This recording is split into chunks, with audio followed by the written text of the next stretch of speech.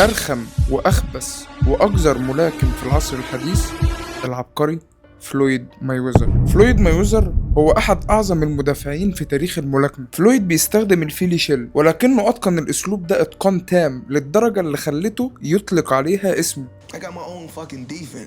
أكثر تقنيات الدفاع تميزا في أسلوبه هي الشولدر رول. أبو فلويد هو اللي علمه التكنيك ده، بس فلويد اتقنها لدرجة المثالية. وميزة التكنيك ده ان انت مهما تضرب بقوة الضربة بتضيع هباء كده في كتف اللي قدامك. والمفتاح هنا مش ان انت تقعد تتحرك كتير، المفتاح هنا هو التوقيت والتموضع الصحيح، ان انت تحرك الكتف بالقدر اللازم فقط لصد الضربة.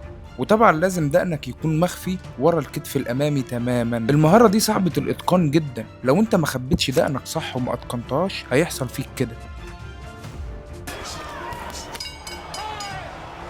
وهنا نصيحة مايوزر للي عايز يتعلم التكنيك ده، بيقولك انا كنت بتمرن كتير قوي على المهارة دي بس مع ملاكمين متوسطين، افضل اعيد وازيد فيها 100 مرة لحد ما اعرف اعملها كويس، واول ما اتمكن من تطبيقها هقدر ان انا اطبقها صح مع ملاكم قوي لاني مارستها كتير جدا. ميزة التكنيك ده ان هو بيقدر يحول من الدفاع للهجوم بسرعة جدا، ولو حصل ولاعب ملاكم اشول بيبدأ ان هو يستخدم كوعه في المهارة دي، وفي جزء من الثانية يقدر يعمل الكاونتر بتاعه. وسلاح كمان قوي جدا من أسلحة فلويد وجزء رئيسي من دفاعه وهو تركيزه الكامل داخل الحلبة، فهو دايما شايفك بيحلل تحركاتك وبينتظر أخطائك.